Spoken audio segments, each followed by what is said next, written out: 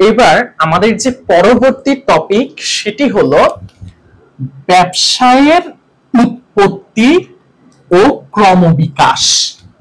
ব্যবসায়ের উৎপত্তি মানে হচ্ছে কোন জায়গা থেকে ব্যবসাটা উঠছে, এবং ক্রম মানে হচ্ছে ধীরে ধীরে, বিকাশ মানে হচ্ছে উন্নতি।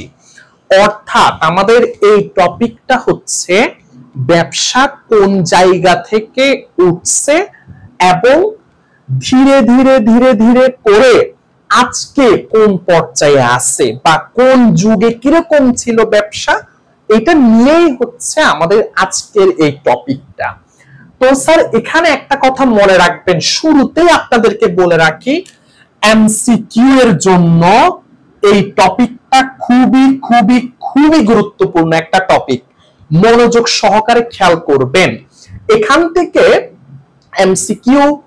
এমসিকিউতে যা আসে তা হচ্ছে এরকম যে অমুক জিনিসটা কোন যুগের, তমুক জিনিসটা কোন যুগের, এভাবে জিজ্ঞেস করে এমসিকিউতে। তাহলে স্যার একটু খেয়াল করা যাক, প্রাচীনকাল থেকে নিয়ে আজকের আধুনিক যুগ পর্যন্ত ব্যবসায়ের যে ধীরে ধীরে যে উন্নতি, ক্রম মানে ধীরে, বিকাশ মানে উন্নতি, প্রাচীন যুগ থেকে আজকের আধুনিক যুগ পর্যন্ত ব্যবসায়ের যে উন্নতি, এটাকে আজকে পর্যন্ত 3 ভাগে ভাগ করা হয়েছে। কয় ভাগে ভাগ করা হয়েছে স্যার? আজকে পর্যন্ত 3 ভাগে ভাগ করা হয়েছে। আচ্ছা, 3 ভাগগুলো কি কি স্যার খেয়াল করেন। একটা হলো প্রাচীন যুগ, আরেকটা হলো মধ্যযুগ, এবং সবার শেষেরটা হলো আধুনিক যুগ। এখন স্যার প্রাচীন যুগে কি কি হইতো? প্রাচীন যুগে স্যার যেটা হতো সেটা হচ্ছে প্রাচীন যুগের মানুষেরা পশু শিকার করত। অর্থাৎ তারা বিভিন্ন বন জঙ্গলে গিয়ে বিভিন্ন পশু পাখি শিকার করে ওই পশুর চামড়াগুলাকে আলাদা কাজে লাগাইতো এবং পশুর মাংসগুলাকে আলাদা কাজে লাগাতো। এরপর 2 নম্বরে হচ্ছে প্রাচীনকালের মানুষেরা মৎস্য শিকার করত, মানে মাছ শিকার করত, এবং ওই মাছগুলা খেয়েই তারা জীবন ধারণ করত।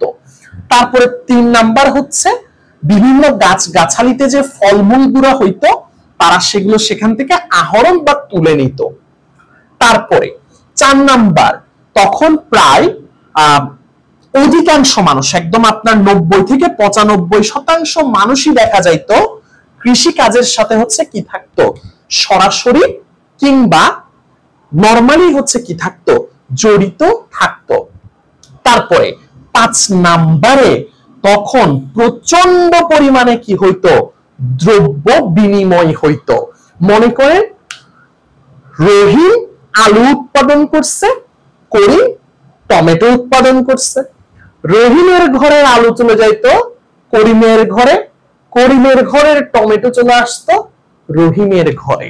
এভাবে তারা পরস্পরের সাথে যার যে পণ্যটা দরকার সেটা বিনিময়ের মাধ্যমে জীবন ধারণ করে থাকতো। এর পরবর্তীতে আসলো মধ্যযুগ। তাহলে আমার সাথে সাথে একটু মুখস্থ করার চেষ্টা করেন তো। প্রাচীন যুগে কি কি হইতো? পশু শিকার, মৎস্য শিকার, ফলমূল আহরণ, কৃষিকাজ, দ্রব্য বিনিময়। তাহলে শর্টকাটে আমরা মনে রাখতে পারি যে পশু, মৎস্য, কৃষি, ফলমূল, দ্রব্য, এই 5টা জিনিস হলো কোন যুগের উদাহরণ স্যার?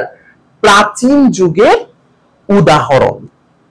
এরপর মানুষ আরেকটু সভ্য হলো, আরেকটু আপডেট হলো, এবং আসলো হচ্ছে কি মধ্যযুগ। এখন স্যার মধ্যযুগে কি কি হইতো দেখেন। বিনিময়ের মাধ্যম, প্রথমে আপনাকে এটা বুঝতে হবে যে বিনিময়ের মাধ্যম। আমি আপনাদেরকে বলছি যে একটা সময় ছিল, আমি আপনাদেরকে বলেছি ইতোমধ্যে যে একটা সময় ছিল যখন কি হতো, যখন রহিম উৎপাদন করত হচ্ছে আলু, আর করিম উৎপাদন করত টমেটো। আবার মনে করেন এরা, রহিমের যখন টমেটোর দরকার হইতো সে করিমের কাছে যাইত, আবার একইভাবে করিমের যখন আলুর দরকার হতো তখন সে রহিমের কাছে আসতো। সেক্ষেত্রে মাঝখানে তারা এই যে আদান প্রদানটা করতেছে পরস্পরের সাথে, এখানে কি কোনো বিনিময় মূল্য ছিল? ছিল না। কিন্তু বর্তমানে আপনি মনে করেন, বর্তমানে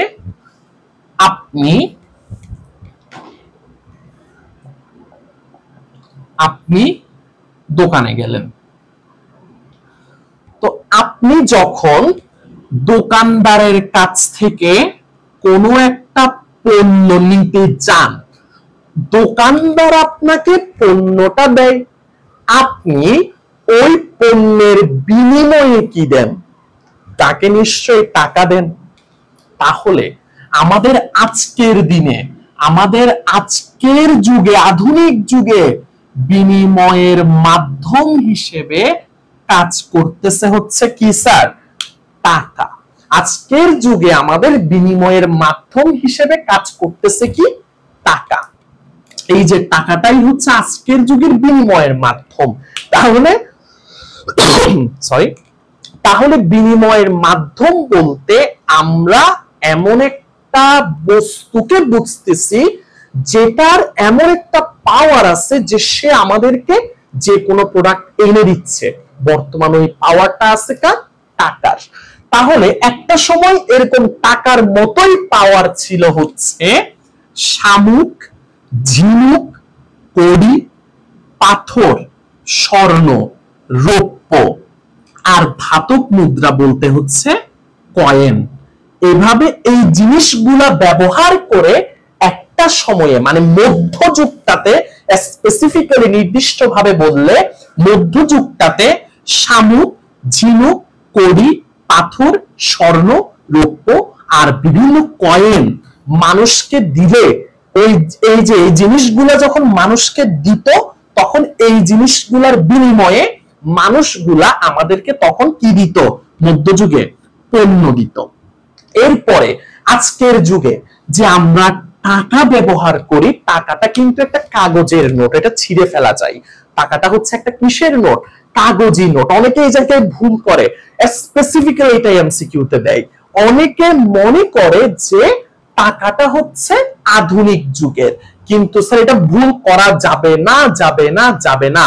টাকা আবিষ্কৃত হয়েছিল, অর্থাৎ কাগজি মুদ্রাটার প্রচলন এবং আবিষ্কার হয়েছিল হচ্ছে আপনার কোন যুগে স্যার? মধ্যযুগে। কোন যুগে? মধ্যযুগে। আবার রিপিট করতেছি, কাগজি মুদ্রার কিংবা কাগজের যে টাকার নোট, এটার প্রচলন হয়েছিল কোন যুগে স্যার? মধ্যযুগে। এর পরবর্তীতে এইভাবে পণ্য বিনিময়ের মাধ্যমে আর টিকে থাকা যাচ্ছিল না। বারবার কয়বার একটা মানুষ এক একজনের ঘরে গিয়ে গিয়ে বিভিন্ন পণ্য নিয়ে আসবে। অমুকের ঘর থেকে টমেটো আনতে হইতো, তমুকের ঘর থেকে পেঁয়াজ আনতে হইতো, আরেকজনের ঘর থেকে রসুন আনতে হইতো, আবার যাওয়ার সময় নিজের ঘরের কিছু জিনিস নিয়ে যাইতে হইতো। ওদেরকে দিলেন, ওরা আমাকে দিবে। এটা তো অতীতে চলতো আর কি, প্রাচীন যুগে। তো এক পর্যায়ে মানুষ এটাতে বিরক্ত হয়ে গেছিল। ওই বিরক্ত হয়ে মধ্যযুগে এসে মানুষেরা চিন্তা করলো যে একটা বাজার সৃষ্টি করা যাক, যে বাজারে সব ধরনের মানুষ আসবে, সব ধরনের মানুষ আসবে ওদের বিক্রি করার জন্য, ওদের পণ্যগুলোকে বিক্রি করার জন্য, আর ওই বাজারে আমাদের মতো কিছু মানুষ যাবে জিনিসগুলোকে কিনে আনার জন্য। তাহলে ক্রেতা মানে যারা কিনবে, বিক্রেতা মানে যারা বিক্রি করবে, ওদেরকে সবাইকে এক জায়গায় আনার জন্য মধ্যযুগে স্যার কিসের সৃষ্টি হয়েছিল? বাজারের সৃষ্টি হয়েছিল। এখন এই বাজারটা শুরুর দিককার গ্রাম অঞ্চলে ছিল। এখন গ্রাম অঞ্চলে যখন তারা বাজারটা দিল, দেখলো যে তাদের আশানুরূপ কি হচ্ছে না, লাভ হচ্ছে না, তারা ব্যবসা করে আহামরি উন্নতি করতে পারতেছে না। তারা এবার চিন্তা করলো যে তারা বিভিন্ন কি সৃষ্টি করবে? শহর সৃষ্টি করবে। এবার তারা আস্তে আস্তে বিভিন্ন শহরের দিকে আসা আরম্ভ করলো। এইভাবেই মধ্যযুগে কাগজি মুদ্রার প্রচলনের সাথে আরেকটা যে জিনিসের সৃষ্টি হয়েছিল সেটা হচ্ছে বাজার ও শহর। এর পরবর্তীতে যখন গ্রামের কিছু মানুষ শহরে চলে আসলো তখন ব্যবসা সংগঠনের উদ্ভব হইল। ব্যবসা সংগঠনের উদ্ভব বলতে কি, তখন বিভিন্ন ধরনের ব্যবসা চালু হলো। কোন ব্যবসা তখন ছিল এক মালিকানা, তখন কোন ব্যবসা ছিল কিরকম স্যার, এক মালিকানা। অর্থাৎ যখন গ্রামের মানুষেরা কিছু কিছু করে শহরে আসা আরম্ভ করলো, শহরে এসে যখন একজন মালিক একজন ব্যক্তি একটা ব্যবসা শুরু করে দিল, সেটাই হচ্ছে এক মালিকানা ব্যবসা সংগঠন। আবার যখন গ্রাম থেকে এসে সাহসের অভাবে, কিসের অভাবে, সাহসের অভাবে যখন একটা মানুষ একা ব্যবসা করতে পারতেছিল না, তখন সে সাথে আরো কি করছে, দুই তিন জনকে সহ নিয়ে একটা ব্যবসা আরম্ভ করছে। তখন সৃষ্টি হইল স্যার কোন ধরনের ব্যবসা, অংশীদারি ব্যবসা। তাহলে যেই ব্যবসা একজন মালিক সেটা এক মালিকানা, আর যে ব্যবসায়ের মালিক হচ্ছে দুই তিনজন সেটা হচ্ছে অংশীদারি ব্যবসায়ী সংগঠন। তো এই যে এক মালিকানা ব্যবসায়ী সংগঠন হোক আর অংশীদারি ব্যবসায়ী সংগঠন হোক, এগুলো উদ্ভব হয়েছে স্যার কোন যুগে, এই যে মধ্যযুগে। এর পরবর্তীতে আমরা যখন আরো আপডেট হলাম, আমরা চলে গেলাম হচ্ছে আধুনিক যুগে। আধুনিক যুগে স্যার সর্বপ্রথম যে কাজটা হয়েছিল সেটা হচ্ছে শিল্প বিপ্লব। শিল্প বিপ্লব মানে কি, শিল্প বিপ্লব মানে মধ্যযুগ পর্যন্ত বেশিরভাগ মানুষ কৃষি কাজের উপর নির্ভরশীল ছিল, কিন্তু হঠাৎ করে আধুনিক যুগে এসে মানুষেরা মনোনিবেশ করলো কোথায়, শিল্পতে। শিল্পতে যখন তারা মাথা দেওয়া স্টার্ট করলো, স্যার শিল্প শিল্প যে করতেছেন, শিল্প মানে কি শুনেন। এই যে আজকে আমাদের কাপড় উৎপাদিত হচ্ছে, পাঞ্জাবি উৎপাদিত হচ্ছে, টি শার্ট উৎপাদিত হচ্ছে, এগুলো সবই কিন্তু স্যার কিসের অবদান, শিল্পের অবদান। কৃষি তো আমরা সবাই চিনি যে মাটি থেকে বিভিন্ন ফসল উৎপাদন করাকে কৃষি বলে। সেবা আমরা সবাই চিনি, সেবা বলতে কোনটা, ডাক্তার, উকিল, টিচার, ওনারা যা দিয়ে থাকেন ওইটাই সেবা। আর এই দুটাকে বাদ দিলে, মাইনাস করলে বাকি যত যা থাকে সবগুলাই হচ্ছে কি স্যার, শিল্পের পর্যায়ে অনেকটা পরে। তাহলে স্যার যেহেতু আধুনিক যুগে এসে শিল্প বিপ্লব হলো, মানে শিল্পটা অর্থাৎ গার্মেন্টস হোক, ওইটা হোক আইসক্রিমের ফ্যাক্টরি, ওইটা হোক আপনার বরফের ফ্যাক্টরি, এগুলা ছড়াই যাওয়া যখন শুরু হইল, ছড়াই যাওয়ার কারণে সারা বিশ্বে কি ছড়াই পড়ছে, বিভিন্ন শিল্প কারখানাও সাথে সাথে ছড়াই পড়ছে। এবং এই আধুনিক যুগে এসে তথ্য যোগাযোগ প্রযুক্তির উন্নয়ন হইল, মানে আমাদের হাতে হাতে কি হয়ে গেল, স্মার্টফোন হয়ে গেল, ল্যাপটপ হয়ে গেল, কম্পিউটার হয়ে গেল। তারপরে একটা সময় ছিল যখন উৎপাদন করত অল্প মানুষ মিলে, একটা সময় ছিল যখন উৎপাদন করত খুবই অল্প মানুষেরা মিলে। কিন্তু এই আধুনিক যুগে এসে মানুষেরা এবার উৎপাদন করা শুরু করছে কিভাবে, বৃহৎ আয়তনে।